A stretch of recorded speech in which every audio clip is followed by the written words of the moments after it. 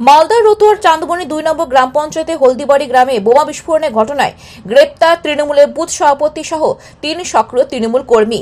চাঁদমণি 2 গ্রাম পঞ্চায়েতে তৃণমূল উপপ্রধান আব্দুল তোয়াব বাড়ি থেকে পুলিশ গ্রেপ্তার করা বলে খবর। আর এই ঘটনাকে ঘিরে রীতিমতো শোরগোল জেলার রাজনৈতিক মহলে। উল্লেখ্য, বৃহস্পতিবার দুপুরে মালদার রতুয়া থানার চাঁদমণি 2 নম্বর গ্রাম পঞ্চায়েতের হলদিবাড়ি এলাকায় বোমা বিস্ফোরণ হয়। বিস্ফোরণে গুরুতর জখম হয় 2 নাবালক। তাদের সঙ্গে সঙ্গে আশঙ্কাজনক অবস্থায় ভর্তি করা হয় মালদা মেডিকেল কলেজ হাসপাতালে। এই ঘটনায় তদন্তে নেমে রতুয়া থানা পুলিশ 4 জনকে গ্রেপ্তার করে। শুক্রবার ধৃত 4 জনকে পেশ করে চাঁচল মহকুমা আদালতে।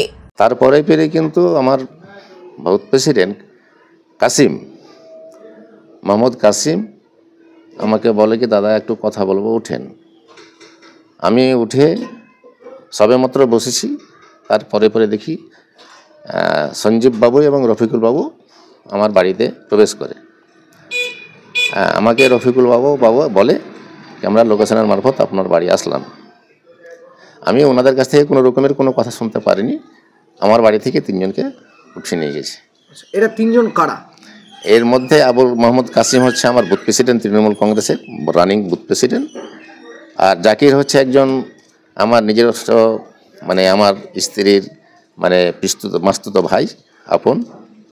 আমি দেখতে বলবো আপনার বাড়িতে এরা উপস্থিত হলো, আপনি তাহলে কি কোথাও কি আশ্রয় দিচ্ছিলেন এদেরকে? না না না না, ওরা আমার বুথ প্রেসিডেন্ট আমার কাছে গেছিল।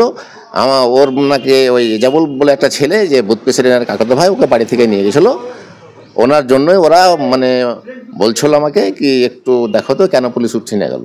এই কি মনে হচ্ছে এরা কি যুক্ত থাকতে পারে? না না, এরা মানে এইসব কাজে যুক্ত নাই, যেটুকু আমি জানি।